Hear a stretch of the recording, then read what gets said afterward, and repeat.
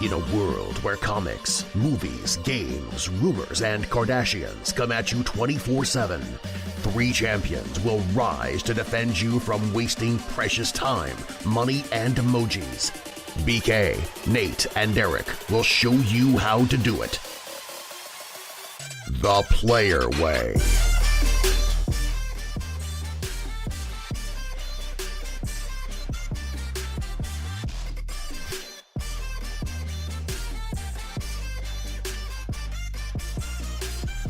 Ladies and gentlemen, and everyone in between, it's a very exciting time for you because you have the opportunity to hear a little conversation that happens pretty much every week between me and my boys. We decided to press record and call it the player way because when we talk about media, when we talk about the things that are going on in the news, when we talk about movies and video games and everything that's interest to us, we do it the player way. And I'm not going to do it by myself. You keep hearing me say we. I'm going to be joined by my co-captains, Derreck. The one and only, representing Texas to the fullest, Dallas to be specific. Good afternoon, good morning, good night, good midday, good everything. And Nate.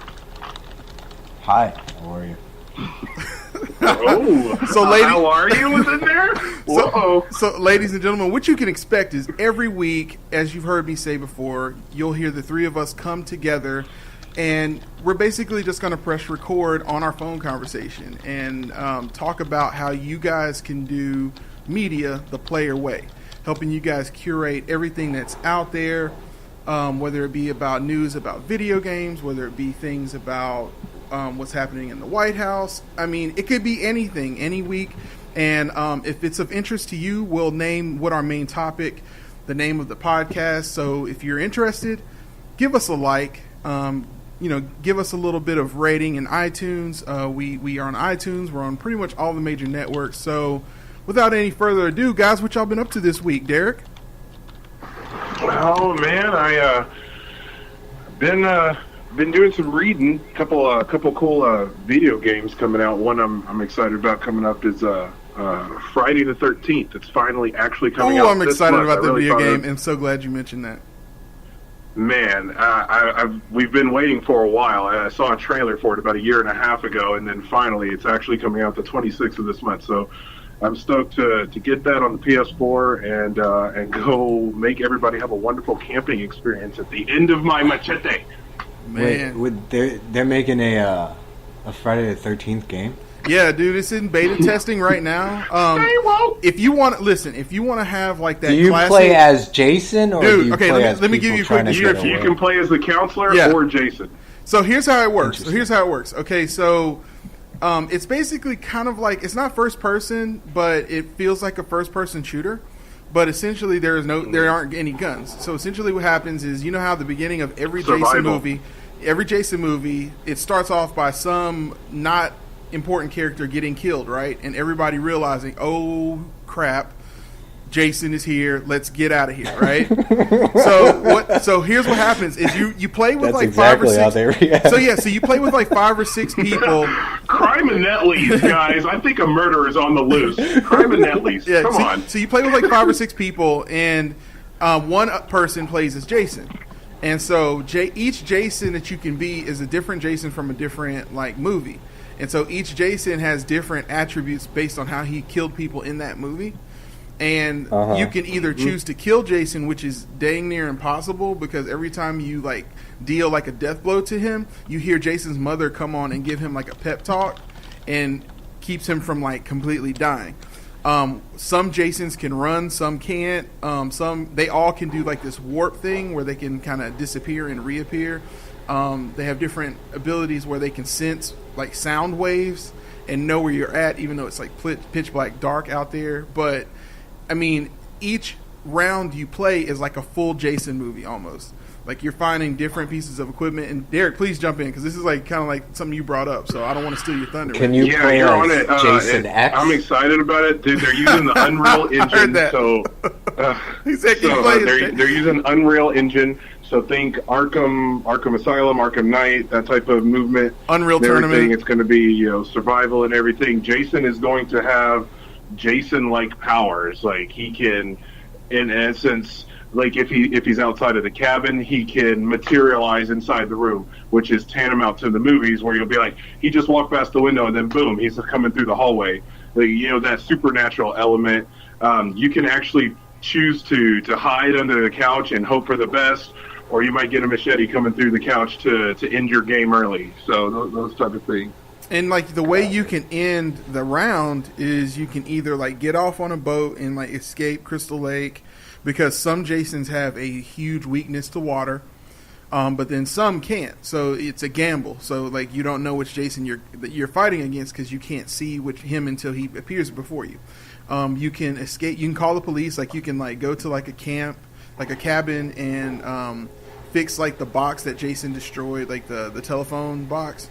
And you can call, the police, and then there's like a counter telling you how long it's going to take for the cops to get there. And then you can get and even though the cops can get there, they may not be able to find you, so you have to find like a flare gun. So it's legit, man. It's the business, man. Interesting. It is the business, man. I'm definitely excited about it. I'm glad that it's finally actually releasing. Yeah, so it's definitely a beta right now. If anyone wants to watch and have some fun, I mean, Rachel and I, my wife, we just basically watch videos of these rounds because it's literally like a CGI version of a full Jason movie within a small round. So it's very entertaining to watch. I expect that it's going to be one of those things where usually like watching Halo or something like that is kind of boring for some people, but like this is that type of game where even if you're not playing and it's someone else's turn, it's fun to watch. Gotcha. Absolutely. So you're gonna have like the benefits of as if you were watching the movie, plus the actual elements of the game. That's what's up, man. Yeah, I've noticed. I'm sort of outside. It's been a while since I've actually like played a console video game.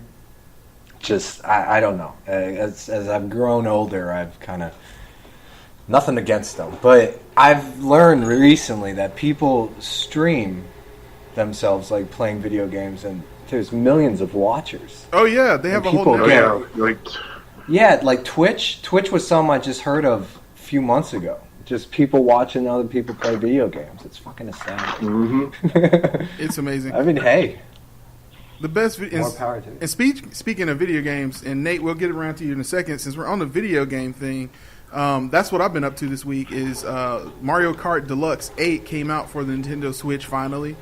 If you have a Nintendo Switch, or if you don't, well, if you have a Nintendo Switch, then you know that getting games for it is incredibly difficult. They didn't have a huge release calendar to start, so any new title is a lot of fun. But my wife and I, we've been spending like the last week, anytime that we're not working, which both of us are in production, so we're always working late and watching our events and things like that happen. But when we've had downtime, we've been playing this. And it's astounding because, like Nathan, my wife isn't into video games much at all, but I'm telling you, she got down on some Mario Kart 8. So super fun. They got this really awesome tournament going on the Nintendo Switch network that they're plugging, but even without that, you can have regional versus battles with tons of people within Mexico, Canada, and the United States, and just have a ball with 12 different people. I mean, you would think something as simple as Mario Kart would be monotonous, but I'm telling you, man, it's nothing like throwing a bomb at somebody and just watching someone who passed you up blow up, man. That is the most satisfying thing ever, especially after a long week. Mario Kart was always good. Absolutely, man. It's a delivery. I mean, I'm telling you, it delivers for you. So Nate, what you? I remember the OG Mario Kart. Oh yeah, absolutely, Super Nintendo. Man. It's the same. My childhood, dude. It's the same thing. They've updated all the maps. That's what Rachel loves. It's like she's played this thing over and over again as a kid, and so she's like, oh, it's the same stuff. Like they've updated the music. You can play in like the Legend of Zelda game, like the Hyrule. They have like a track for that. Donkey Kong, like all these different games that you're used to. No matter how obscure you may think it is, I mean, there's something for everybody, and it's just hours of fun over and over again. So Nate, what you been up to, man? Honestly, I haven't been up to much. This isn't even that cool. There's this show that's on Netflix that I found that I've just been binge watching. It's called Life Below Zero. It's about these. It follows 5 or 6 different people, like these subsistence living living people, just living off the land in fucking the Arctic Circle in Alaska. You know, some are, what's the correct term now? Like, some are Inuits, others are just these guys that moved to this area just to have freedom, live off the land, hunt. It's a fascinating show. I've seen a couple of those episodes. Isn't it a show? It's like a docu-series, kind of like Ice Road Truckers, but instead they talk about, like, some parts of the season take place like at the season before it gets really like bad, where they can't hunt anymore. So like they have to like get their house ready. They have to like watch out for like wolves. Exactly. They stock up on caribou. Dude, it's legit, dude. Derek, have you seen this show? Derek, you there? I'm sorry, it cut out pretty bad. Have you seen that show? That's the part that I'm saying. It's been silent for like past 30 seconds on my end. Okay. So I was like, I don't want to no yell and be like, problem. We can edit that out. No, what I was saying it's is... the show called... Yeah. Go ahead. It's the show on... It's on Netflix. It says it originally aired on like BBC Network. But it just follows 5 or 6 different people that live off the land in Alaska near the Arctic Circle. You know, and everything they do... I've not seen said... It's not it's not like the greatest thing in the world, but honestly, I've sat there for a few days now just watching this and putting it on in the background. I'm only fascinated because I can't do this myself, dude. I have no nature skills. It is the most legit show, Derek. Like, I would highly recommend it. Like, it's basically about like what happens if you choose to live in like the most remote parts of Alaska. So like, not just like a day in the life, like they're talking about like, okay, what are we gonna do when the big freeze hits? So like we gotta hunt like all of this caribou and all of these like all this bear meat, and then we gotta stock up on it, and then we gotta store it, and then we gotta keep from different things. We got to keep different wolves away from us. And how are we going to hunt the wolves when there's like blizzards going on? Because the wolves figure out where the meat is because they can smell us cooking. So they're hanging outside our houses because there's no other easily available meat. So like, it's legit, dude. It's pretty hardcore. And when I watch that show, I find myself just thinking, why would you do this? But I can't stop watching it when I'm watching it. You know, I get it. It's like that freedom. No one can tell you what to do. You don't worry about shit like politics or what your neighbor's saying about you. You know, you're just wondering, it's like, all right, I need to survive today. Got to survive tomorrow, you know? And you just... Straight survival. And they say it, too. They're like, yeah, I'm 200 miles from the nearest person. You know, I love living out here. This is what I do. I kind of wonder where the camera crew stays and what they stay in. You know, because you got to know, like, the camera guy has to be the most, like, tech savvy, into Twitter and into, like, Facebook and stuff. And he can't get a signal out there. And it's like, you know, I didn't sign up for this. I gotta, especially during the winter parts, you know. Dang, man, it's crazy. It's negative 40 degrees. Oh my gosh, no way. It is fascinating. It's fun to watch. I mean, that's all. That's all I've been doing. Well, I know something else that I know. You know, I've asked what you guys individually have been up to this week, but I know something that all three of us have in common this weekend, and that is the real reason why we all decided to get on the phone today. Mm-hmm. Guardians of the Galaxy Volume 2. That is correct. Guardians of the Galaxy Volume 2. Or as Derek would say, Volume 2 dato. Volume 2 dato. Yes, dude. So I went and saw it yesterday. When did you see it, Nate? Oh, man, Thursday, 8 p.m., right? First showing. Yeah. I saw it Friday. So Thursday, Friday, Saturday. Have you seen it again, Nate, yet? Nice. No, but I plan on doing it. We have Cheap Movie Tuesdays at the theater I go to, so I think this Tuesday I'm going to go see it after work. Man, that sounds like Two-Piece Tuesday over at Church's Chicken. You got me hungry. All right, so enough about fried chicken. Let's talk about Peter Quill, man. I mean, who wants to start off? Well, all right. How about this? Let's run through the movie, and then we can let's highlight points on those cutscenes afterwards. Let's just get on the movie, man. Is this going to be a spoiler? Is this going to be a spoiler cast? Are we going to do it? Oh yeah, absolutely, bro. We're talking about the movie. If you're listening to this podcast, you need to have seen the movie. And if you've listened to this podcast up to this point and you have not seen the movie, you just need to stop because we're about to tell you about the movie. Yes, expletives and text. All right, well, let me give a quick overview of the film first, and then I will pass it on to you guys on your impressions and anything I left out. So, essentially, Guardians of the Galaxy Volume 2 picks up just months after the events of the original Guardians of the Galaxy. You can tell that the universe in general, anyone who's in the know in the universe, who knows what's happening between the different systems, they know now. You know, there's this big joke in the first movie where no one knew who Star-Lord was. You know, Peter Quill makes this big thing about, you know, what everyone knows my name. Like, maybe you've heard of me. I go by the name Star-Lord. Star what? You know, like that's like the whole inside joke. In this film, everyone knows who the Guardians of the Galaxy are, and they're treated with as such respect between most people. Even though Rocket does his best to make that a difficult thing, to the point where the people who are the Marauders and the mercenaries in the universe who want the bounty on the head of the Guardians of the Galaxy kind of hate that that they were let go at the end of the film. Am I saying things right, guys? Absolutely. Okay, so Nathan, talk a little bit about Yondu's part in this movie. Yondu honestly might have been my favorite part of the movie. Wait. He definitely was my favorite part of the movie. I loved it every time him and Rocket came on the screen. You know, there's one point in the movie where the team splits up, and I found myself liking their storyline more than what was supposed to be the main part of the movie. You know, Peter and Kurt Russell, who plays Ego the Living Planet.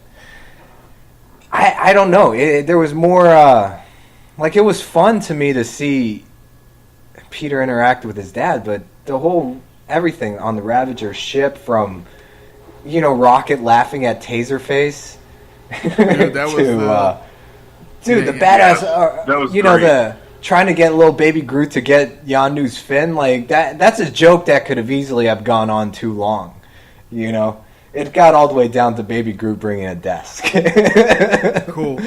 Derek, talk a little bit about what Yondu's part is and why he's kind of ostracized after hearing. You know, you got on one hand you have the Guardians of the Galaxy that are celebrated, and then you have the Marauders, who Yondu is a part of, who was during last film he was more respected, but now. Talk a little bit about what happened to him since the events of the last film. Well, see, Yondu has played the part of obviously, you know, this guy took Star-Lord in essence, okay, but he was ostracized in essence, all but excommunicated from or the Ravagers, the Ravagers, because he was smuggling children for Ego.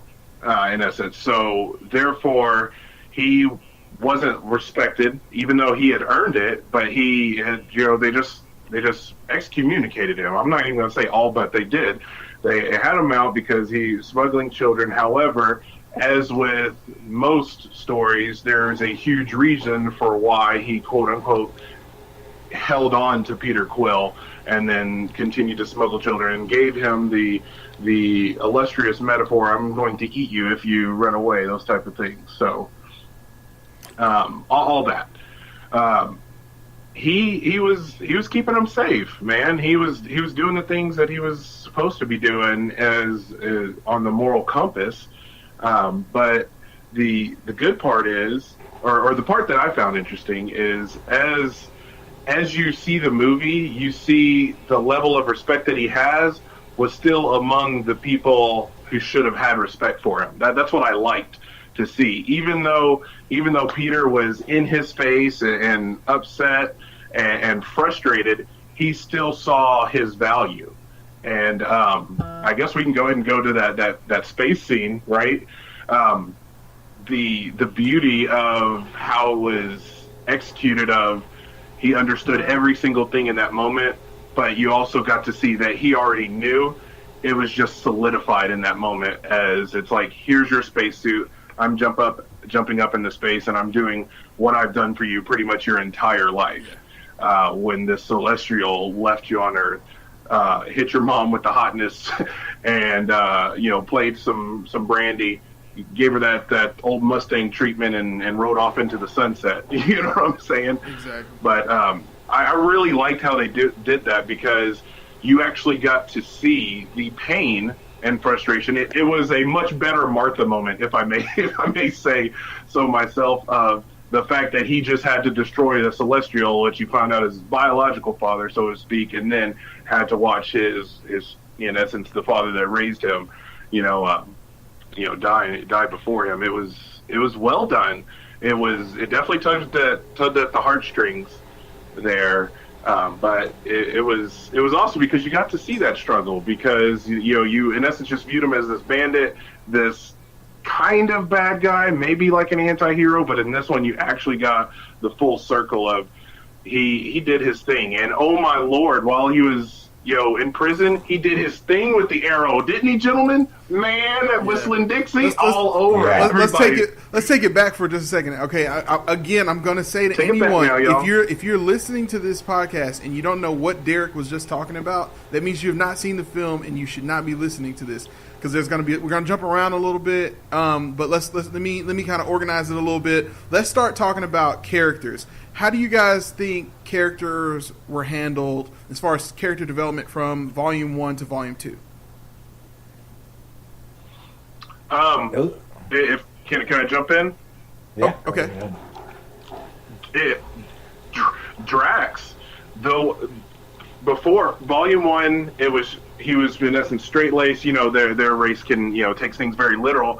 You could tell the humanization of him in this one throughout the entire movie, but it wasn't too much. He was still completely literal, but he definitely had grown and was able to. He had his practical joke. He appreciated humor, like in his own way, even though he took things like, you could definitely see him becoming more human, in essence, or at least I'm speaking from my perspective, but I feel like it was obvious. You could just see the definite growing of his character to be more part of the Guardian human aspect of it. Nate? After watching the movie, I remember coming out of it, I liked, again, this ties into I did like Yondu, and I loved Rocket. I liked how this movie all ended up happening because Rocket's an asshole and stole the batteries for no reason other than he just wanted to, and he realizes that, like that moment, that little yelling match that him and Yondu have when they get off the Ravager ship. Yeah. That was, and he's like, I know what you are, because you're exactly like me. You're just you NASA. Don't. You don't know me. You don't know my favorite cereal. To even the end where he stops Gamora to getting out, and he's like, I already lost one friend, I'm not going to lose another. They really sort of humanize, I guess, for lack of a better word, a raccoon. Yeah. It's in terms of character development, what I think in part 1 is you got this ragtag band of marauders, of merchants, merchants of chaos, if you will, that kind of somehow find themselves thrust together. And through Quill's leadership, even though they don't consider him a leader, they kind of passively lean to his understanding and kind of go along with him. And at the end of Volume 1, you find out that there's something more to Peter Quill. In this film, you find out there's more to him, and I think they do a really good job. Of balancing who needs development as opposed to who doesn't. Like, to go back to what Derek was saying about Drax, Drax didn't need a lot of character development. Like, he is exactly who he was in Volume 1. Mm-hmm. He is the one, out of everyone in the Guardians, he's the one who seems to be like, this is what we are. We're the Guardians and we're family. So he's kind of like the Vin Diesel Yep. character in this. Like he Yes, thank you. immediately jumps into we're family from day one, and it's easily made because of Groot's sacrifice in Volume 1. You can tell from the very beginning. There's an opening scene in this film where they focus on Baby Groot, and while that could seem odd, it shows how through kind of taking care of Groot, that's kind of what keeps them together. While they may hate Peter at one point in time, or while they may not disagree with how brash Drax is, or while they may not be cool with what Rocket is doing, Groot kind of centers the group.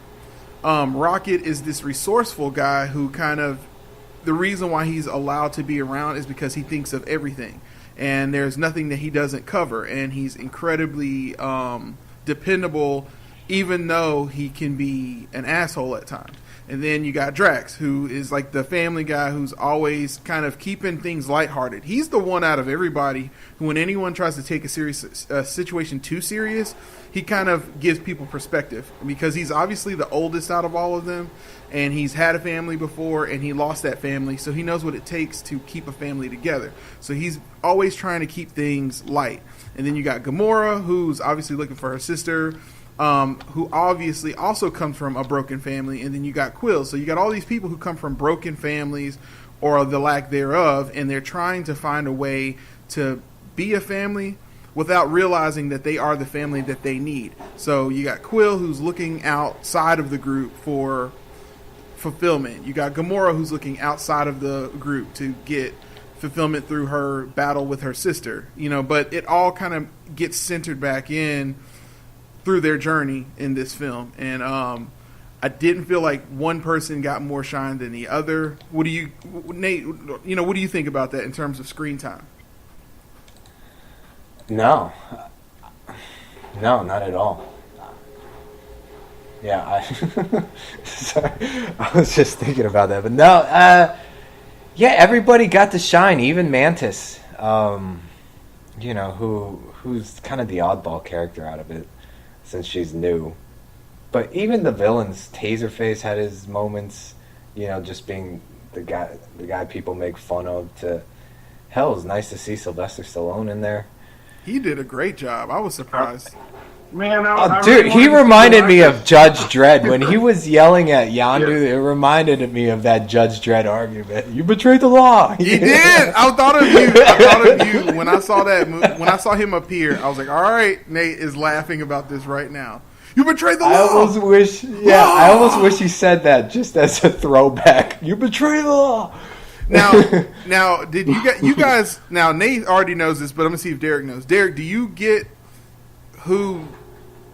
essentially get who Sylvester Stallone is and the guys that he kind of is with in that cutscene? Yeah, they're the original Guardians. Yep, essentially, exactly. Yeah. Exactly. So, what do y'all think they're trying to do? Since we're going toward the cutscenes, what do y'all think they're trying to do with that group? My thought is, I feel we're at least because Infinity War. I feel like we're structuring every little piece because Marvel is amazing at this. Okay.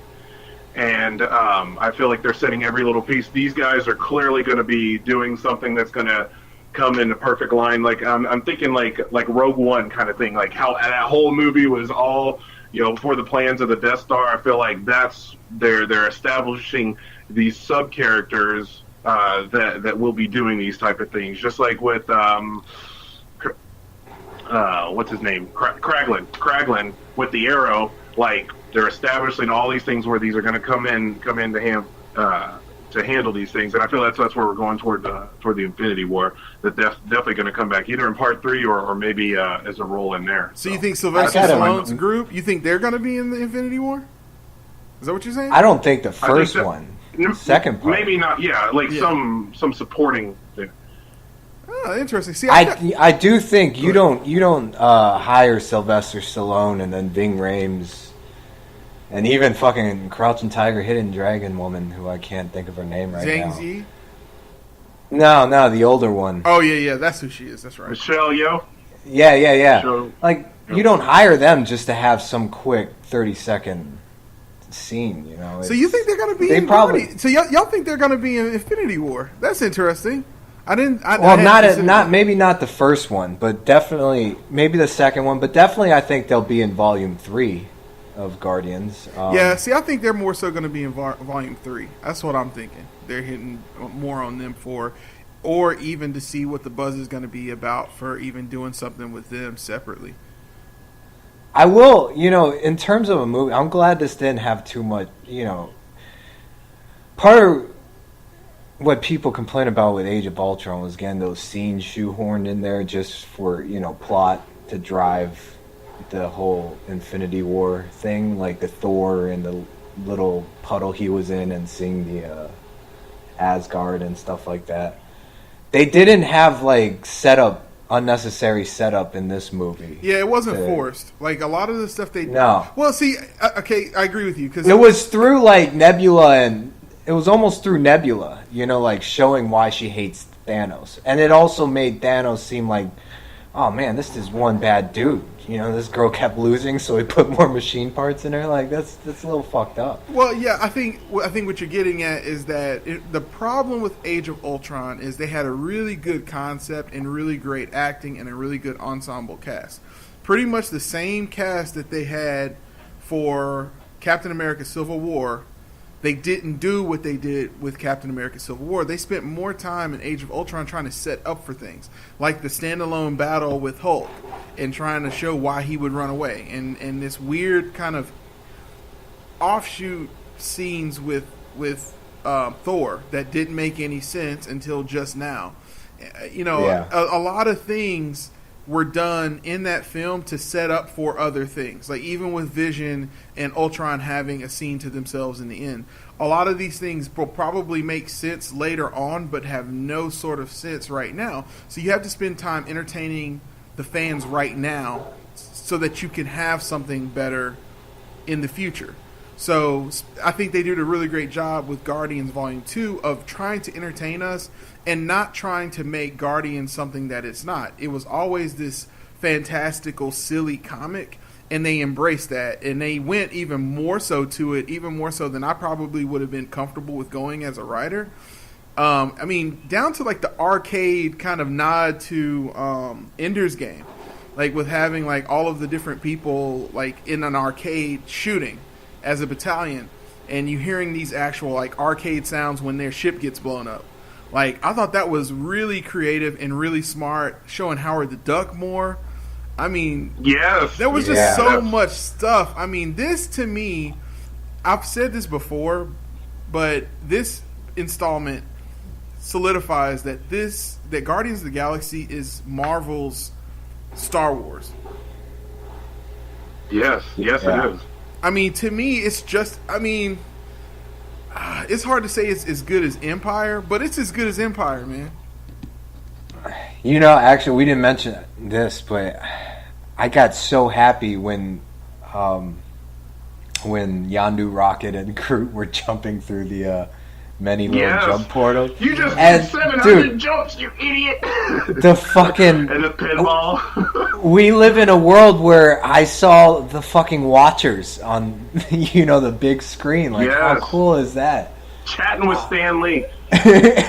Dude, and which Watchers, solidified, man. which almost, it was a nod to fan theories that Stan Lee's a Watcher in all these cameos. Oh, yeah. That was... And it also helps you understand how he can jump between different different cinematic universes, because he's done stuff with 20th Century Fox.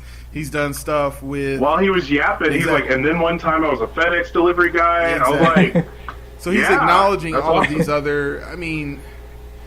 It was a joy to watch, man. Replay value. Really what do you guys think replay value was? High, man. I watch it plenty of times.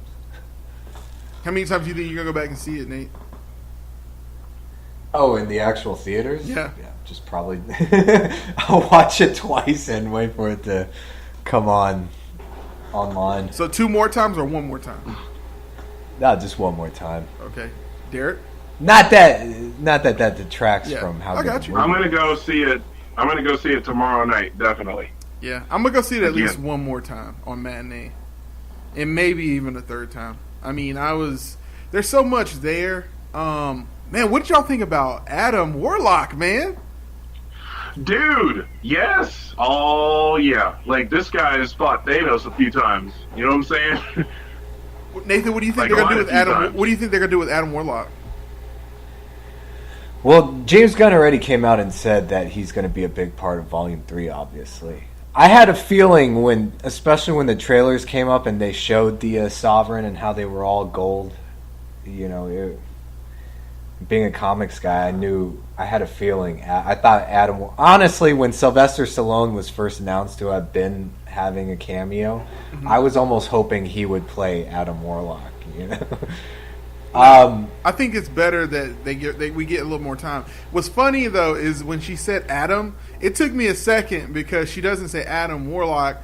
Like I thought she meant like Adam ATOM, and I thought they were talking about Adam. So I was like, oh, because I'm hoping that Adam is going to be ATOM is going to be introduced at some point. Dude, too. The android. Yes. Is that? Yeah. Okay. All right. I'm not the only one. I didn't realize it until I looked it up. I'm like, because. Like I'm not as on the comic level of you guys, but I'm like I didn't think that they were the ones that made him. I thought it was a guy on Earth, whatever. Anyway, I'm not going to get into it, but I thought it was Atom, like the one that can like absorb everybody's powers. I was like, oh my god.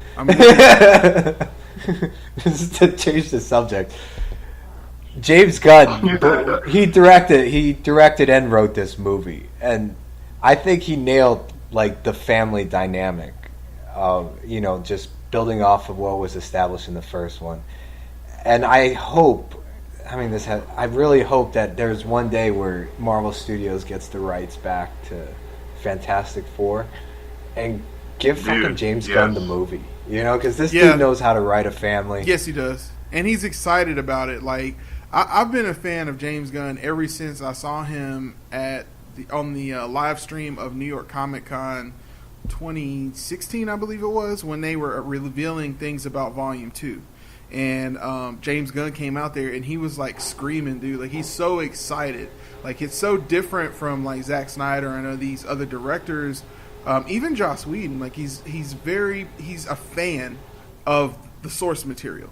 And he's very respectful of the source material and says, okay, there's an irreverence we need to give to this. So the fact that we hear these different sound effects, like arcade sounds and things like that, I just think that's awesome. And they embrace that silliness that you need to be able to take something like Guardians of the Galaxy. I mean, they essentially take the feel of Howard the Duck, the film, and that's what this is. Like if you go back and watch Howard the Duck, even though the writing is stupid, like the feeling, like the feel of the culture of that film, it's easily, you can feel it just like you feel it here, like that Roger Rabbit type of feel.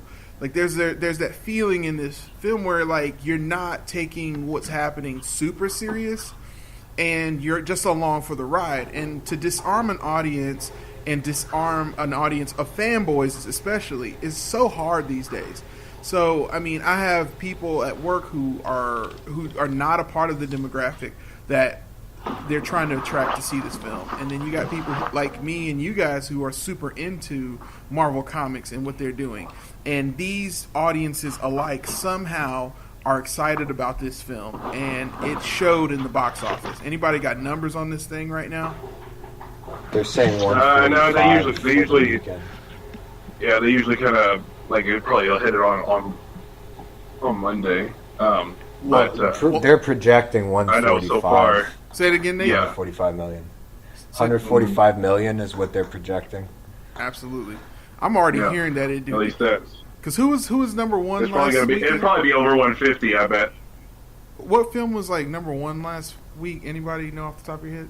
I know that's kind of random. It was still I think Fate. Fast It was still Fate. Yeah. Fate of Furious.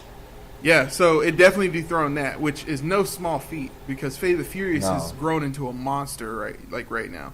So I mean, when competition. Go ahead. Its competition next week is King Arthur too. Which I think. Oh, I feel so bad for Charlie Hunnam. BK. Can we take 2 minutes or however long just for Fate? I mean, absolutely. How can we not? I'm segueing you in there, man. I'm like, I feel terrible Man, for Charlie dude, Hunnam right now. All right. I mean, can we just give a moment of silence for Charlie I'm Hunnam? kidding. No. All right. Moment of silence for Jax.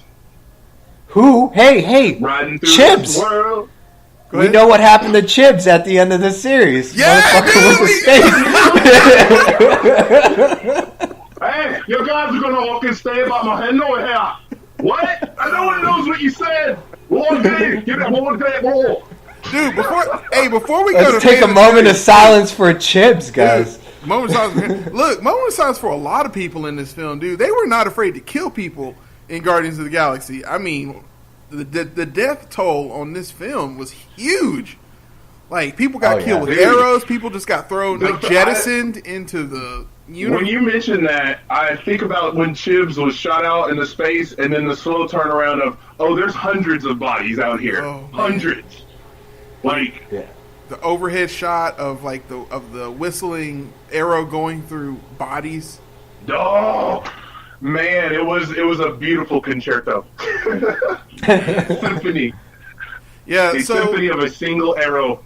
Yeah, I think Hawkeye. Well, I think we are gonna. I think we can jump into Fate of the Furious, but before we do that, let's go ahead and just go around the campfire real quick and give each guy's last word of advice as far as going to see this film and seeing it again, and what you think about Volume 2. Go ahead, Nate. Well, I mean, I feel like we've already. It was a good movie. Go watch it. Nathan, always man of so many words.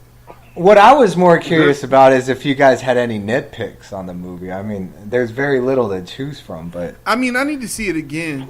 To there's so much good. Yeah. I mean, there's a lot. I was even cool with like how they handled Kurt Russell's character Ego. Like, at first I was really concerned that we would never see the planet's face. That was great. But they made it like not even a big deal. It was like, oh no, this is just an extension of my body. Like, I can essentially grow bodies like I can grow plants. You know, so like I thought that was really cool, and the reveal of how evil he really is and what he's done. I mean, they did an amazing job with Ego. I mean, it really makes the Rise of the Silver Surfer movie even more obsolete than it already was. Like, it was like, yes, we can actually show Galactus if we really want to. Like, you know, it's like can they do nothing wrong? Like, I mean, you go from loving Ego to hating Ego. Like, within it's crazy. 2 minutes. It's within so 2 minutes. insane, like how well they did that thing, man. Almost not even. The theater I was in, people gasped when he said, even when I put the tumor in your mom's brain. Dude! And that's the minute, you know, I'm glad that Star Wars reaction was just to shoot him. That's why I you said know, Empire. no questions asked, just a yeah. That's why I compared it to Empire, dude. Like, it's got that appeal. Like, Obi-Wan never told you. And then to lose Yondu. Obi-Wan never told you that he cut my arms off and my legs off and left me at the base of a volcano for some evil master to raise me and teach me evil ways. So that's why I was about to cut him in half, Luke. Just so you know. I really feel that he could have spit that line at him. Well, no, it was more. And he turned my woman against me. No, it's more like if Darth Vader said, Obi-Wan never told you how your mother died. I choked that bitch out to death. Like, you know, it's like... It was a rear naked choke. Like, it's he put the tumor in her. Like, oh man, like you didn't have to. Oh, and then BK, I see your tumor and I raise you. The fact that he said, and I visited like 2 more times when he originally was like, yeah, I had to leave. No, I'm just kidding. I don't remember grinding my feet in Eddie Murphy's couch. Yeah, I did come back to Earth 2 more times to watch that chick die, though. Just so you know. And then for Yondu, like, not only did I, and then for Yondu Yondu killed all of these kids essentially. But then when it came to Peter, he chose to not kill him. Like, he legit adopted Peter. You know what I mean? Like, and he intentionally treated him like shit to try to get him to forget about family and to try to harden him up. Like, he was doing so much to keep him away from his father. Like, Man, Yondu, look, moment of silence for Yondu, bro.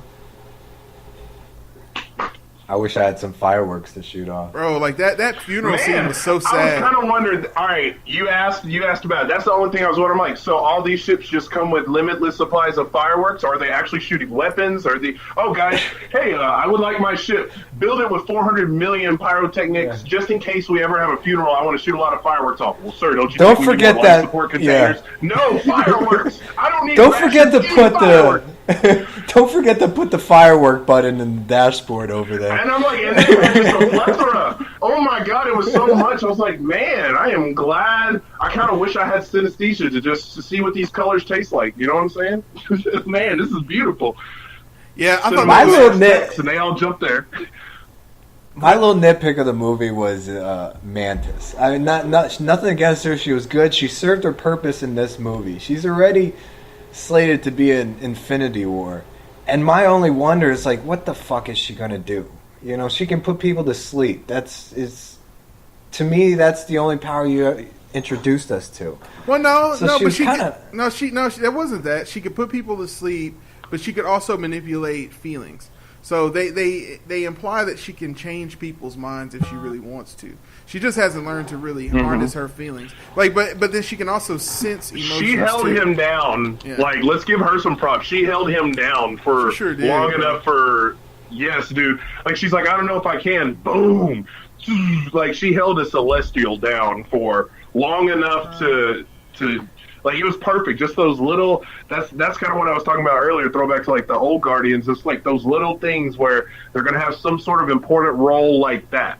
You know, even if it's not like, you know, a serious screen time. I feel like something like that is happening behind the scenes. We're gonna need someone to go to sleep. Where's Mantis? Dude, I can totally see Mantis being stolen by, like, the evil side. Like, I can see her being stolen because of what she can do. She can manipulate people, dude. Like, yes. Oh, they're gonna Hawkeye her in fucking Infinity War. Dude, she might even have a stone inside her body or something like that. Like, there could be anything. They could do a lot of stuff with her. I thought her character was great. I appreciate her character a lot. Like, the biggest problem with her character is that she's dumb, and I think that's what the writers for Guardians have done a really good job with. Is for every character who is super powerful, they balance them with, like, no brain power. You know what I'm saying? Like, because if she was evil and she actually was super smart, she could do. There's a lot she could do. That would have been more interesting to me. Well, I mean, but that wasn't her role this time around. I think it gives you Rome off with her head, right, Nate? It's off with her head, right? No, I mean, don't get me wrong. That, you know, she was good in the movie. Without her, they would not have defeated Ego. The actress, the actress did a very good job. Like, that was the one character that was probably the least interesting to me out of the whole movie. Really? But I don't mean that in a bad way. But I'm gonna say I wasn't as enamored with Baby Groot as I think all these women out here were. I was actually mostly annoyed by him. I was like, oh my god. You were just put him in a freaking a terrarium and just go save the galaxy. But then again, he ended up doing the bomb thing. So then I was like, all right, man, but cut that cute shit out, man. Just do your thing, man. Grow up to a tree, put some roots down, get some life. That was just me. That was just me and my own personal. All right, yeah, we get it. He has big eyes. Oh, yeah, there he is. Oh, he's dancing through the opening sequence. Listen, all right, come on. You know, both of you guys. I'm really upset that you guys are Dorothy Man-toothing Do you see these that two I'm characters. No. You guys are Dorothy Man-toothing. Both of those characters are saints. And I'm not going to let you sit up here. Was a great woman. I'm not going to let you guys sit up here and talk about Mantis was a saint. Listen, don't crap on movies. Listen, go over to DC if you want something to crap on. Like, listen, let's not just invent stuff. I'm reaching, man. Y'all are reaching, man. There's nothing bad about this movie, dude. There's nothing bad. Groot was amazing, dude, and I'm not even. There's nothing bad about the movie.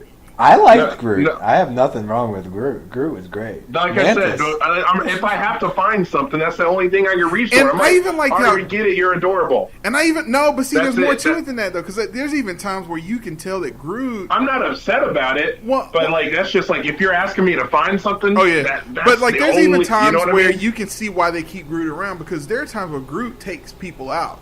Like there's times where he throws people off ledges. Like he still's got a little bit of power. Oh, yeah. They know what he's capable of. He's like this weapon that they're trying to raise, and he's got a great personality and all.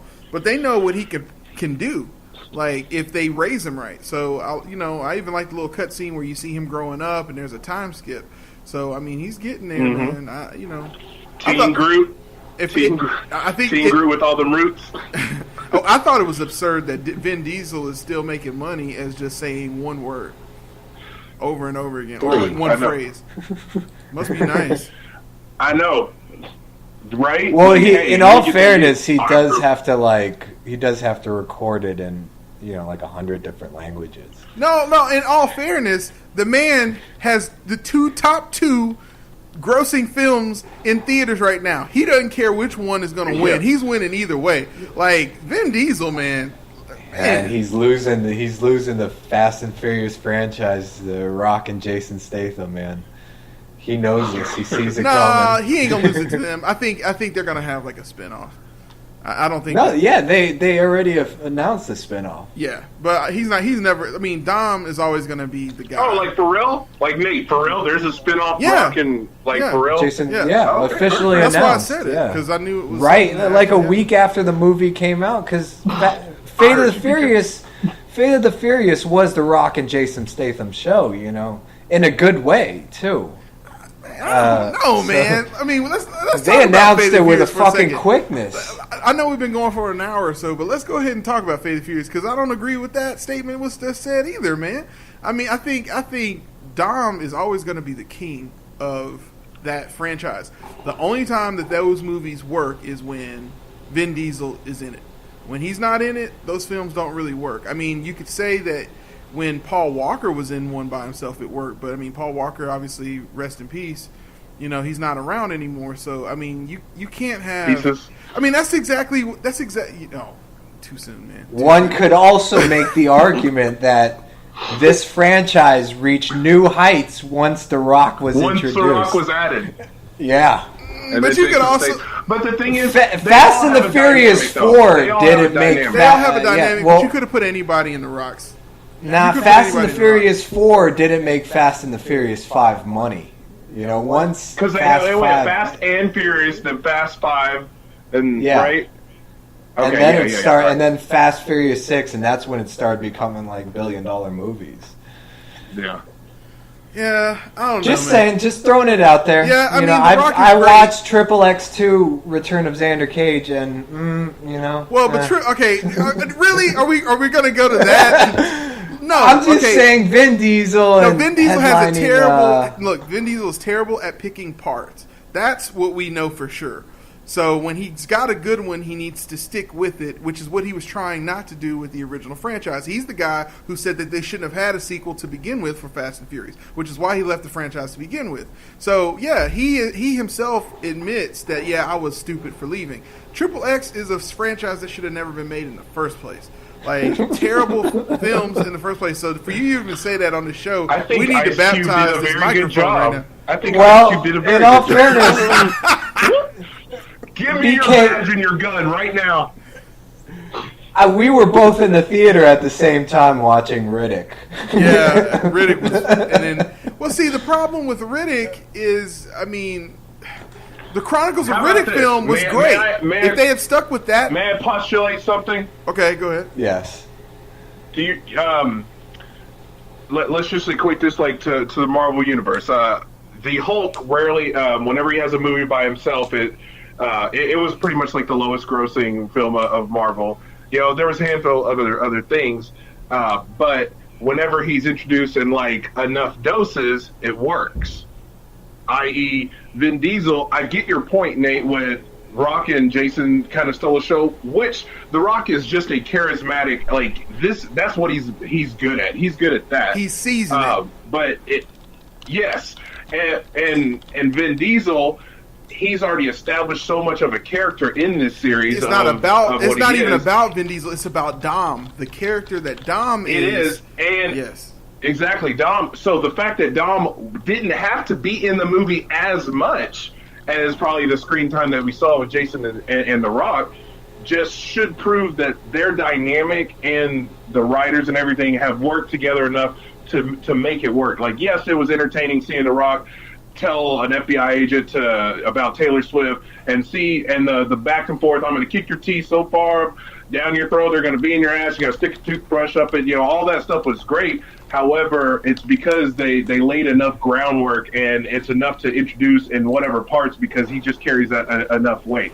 I'm not going to say fully that they can take it away, because they can't take that whole franchise away. I mean, they have a clique, they have a dynamic, but I get where you're coming from when it comes to the seasoning, the pizzazz, shiny stuff. In fact, let me take it a step further, because what we're talking about is Vin Diesel. We're kind of bridging on to Vin Diesel and why he doesn't work in other places.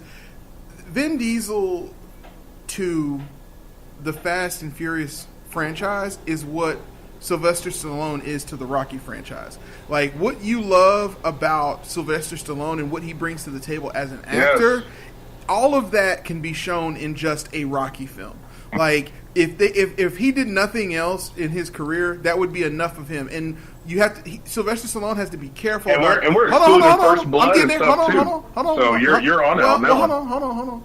And what you got to be careful about with Sylvester Stallone is without a Rocky film, there is no more. There would not be a First Blood. There would not be anything else that you see Sylvester Stallone in. He messes Rocky up, and his career starts to suffer. So what he has to give us first is a good Rocky film, and then we'll let him do other things. It's the same thing with Vin Diesel. What we love about Vin Diesel isn't that he's a great actor. It's that no one else can bring the idea of who Dom is to life better than Vin Diesel, because Dom isn't this amazingly emoting type of figure. He's an imposing figure. He's who we would wish we could be, a man of few words as opposed to all of the words. So you need other characters like The Rock to season in things.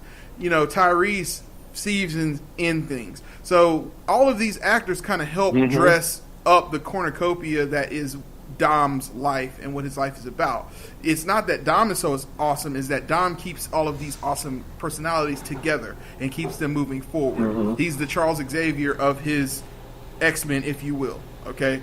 So precisely. But when you take Vin Diesel out of that dichotomy, there's nothing special about him, which is why we love him in a place where he says, "I am Groot," over and over again, because we don't need anything else from Vin Diesel other than looking intimidating and serving a specific purpose. It's almost like it's two more words than what we needed originally. Like, he could just say Groot, and we could figure out somebody else to say the "I am" part. I'm telling you. So yeah, I mean that's Triple X and stuff. Like, no, we don't want to see Dom on a mountain skiing down. Exactly, he's Dom. Be Dom. Just be Dom. Put all of that stuff about Triple X. Put all of that in the Fast and Furious since film. 2000.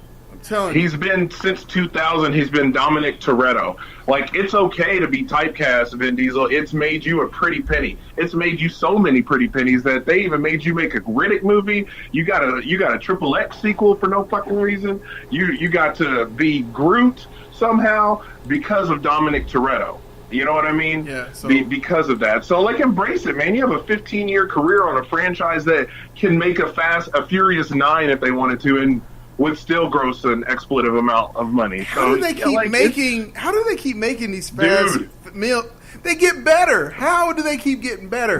This one was the best one. That movie's it started, and I thought 7 was incredible. Yeah, and then like this started, and it's like it just started at 90 miles per hour until we were going 200, and then boom, the credits were on. I'm like, oh, it's over. I love movies like that. I felt the same way about Guardians. Like, it started, I'm like, oh, we're at the climax already? Wow, this is amazing. What a fantastic journey. Like, the fact that those type of things are able to happen, we do live in a wonderful time. Don't we, Nate? Don't we live in a wonderful time? Oh, it's a great time to be alive. It's a great time to be alive. I kind of wish I was. I wish I could. I would love to just spend 2 weeks and watch every Marvel film leading up to these Infinity Wars, which I feel like I'm going to do in the next couple years. Start doing this monthly thing. I don't know. We might need to plan that out. But dude, Marvel's killing it with Phase 3. I mean, man, Phase 2 had its stumbles, but so far Phase 3, every movie I've just fucking, it's good. Did y'all catch did y'all get the new Thor Ragnarok trailer in front of Guardians as well? Of course. But that's I great. Assume so, that's great. No, but that's not what I thought you were going to say.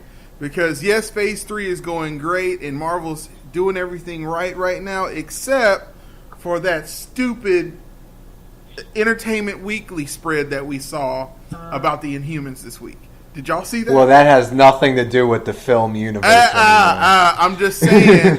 I'm just saying. For everything that Marvel is doing so well, there comes a point where you can be spreading yourself too thin, and I think that that and Danny Rand are the two things that's like on the outskirts of like the only way you can make something. That new Defenders trailer, though. I mean, that's great, and they're rehabilitating Danny Rand, but I mean, the milk has been spilt already. Like, and to follow up with that terrible graphic for Inhumans, I mean, somebody on YouTube had this video and said, "Oh, well, Entertainment Weekly spreads are always terrible. Look at this graphic of what was it of Suicide Squad. See, look how cheap it looks." No, when we saw that spread of Suicide Squad and Entertainment Weekly, we were all excited. It looked pretty good. Like we were promised something that was never delivered with that Entertainment Weekly spread. This Medusa looks like a terrible lace front wig. It is bad. It's just really, really bad. Black Bolt doesn't have a mask on, and he looks like they need to get John Cena, put a mask on him. It's the perfect role for him. Don't let him talk. Just show his muscularity and just be tall. Like, that's what we need. John Cena to be Black Bolt. I need to make a petition. Well, the thing is, we would. How would we be able to see him then? What? You don't need to. I think Black that's Bolt. part of his like, point. You don't see Black Bolt. That's the whole point. He's a white dude that we think is black. We call him black because he's got a black mask on. Around. That's all I see, man. That's all I would see, a mask floating around. He's so stupid. Oh, I get it. I get that reference. I just caught it. Like, you can't see me. I get it. Playing the Invisible Man, is that who he should play? Thank you. I was like, man, I thought that was good. So, and as Sue Storm, we're going to cast John Cena. His name is John. Ladies and gentlemen, and everyone in between, this is what you can expect every single week.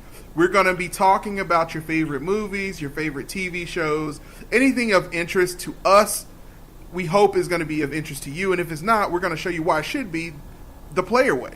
So before we get out of here, guys, anything that people should be watching out for in the week coming? Week's upcoming, man. Honestly, I'm gonna keep my eyes on some more details about that Friday the 13th, man. My level of excitement is so high just because it's been pushed back so many times. So I'm just like, I really need it to exist. So that's what I'm gonna be keeping my eyes on, man. A few other things, but that's gonna be my main focus. Cool. What about you, Nate? For me, we didn't get to mention it this week, but the Defenders first trailer dropped. It was awesome. It made me realize how much of a good song "Come As You Are" by Nirvana is. Yeah, maybe next week we talk a little bit about Defenders and Inhumans and what's going on with Marvel. Maybe we should talk about some television shows next week as far as what CW's doing, because we need to talk about The Flash too. I mean, The Flash is killing it right now. I'm not a super big fan of that show, but they're killing it right now. Everyone is memeing the hell out of the new reveals and things like that. Oh, wow. Yeah. Absolutely. So I appreciate it. Yeah, we'll keep an eye on that. We're definitely going to keep an eye on Friday the 13th. And also, just be watching out for upcoming things on Netflix. The new season of House of Cards was announced. Even though that show is pretty close to past its prime, that's something I saw. So I'll definitely be looking out for some of those things. And Adam Sandler also came out with a brand new film on Netflix that Rachel and I watched today. I'm going to figure out what the name of that one is. It's Sandy Wexler. Yeah, dude. Have y'all watched that yet? It's in my list. No, I have not yet. We will talk about. Yeah, exactly. We'll sprinkle in a little Sandy Wexler next week because it is definitely the return of the Adam Sandler film. It hits all the high notes plus some shows a maturity of Adam Sandler as a director. So definitely. Well, I don't even think he directed the movie, but I can tell he did a good bit of writing on it probably. But anyway, thank you guys both, my co-captains, Derek. Yes, it is I, corrupting the system from Dallas, Texas. Let's do it. And Nate. Yes, it is I. Y'all want to do that close again one more time? Yes. I don't like mine. I don't think I can recreate the genius that I had earlier. Yeah. And with that, we're gonna just close sounded it like right. an angry masturbator. and with that, we're gonna end that right there. Thank you guys. We'll see you guys next week. Back on the Player Way.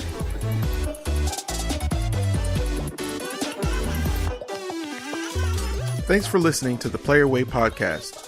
Recorded in a single take from Los Angeles, California, Dallas, Texas, and Atlanta, Georgia, by Nathan Peterson, Derek Lewis, and BK Jackson.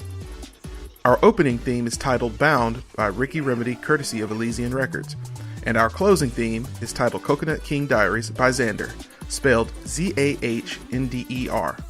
You can find this music by both Ricky Remedy and Xander, and many more tracks on SoundCloud. And remember, no matter what choices you make or paths you follow, just make sure you do it the player way. See you next week.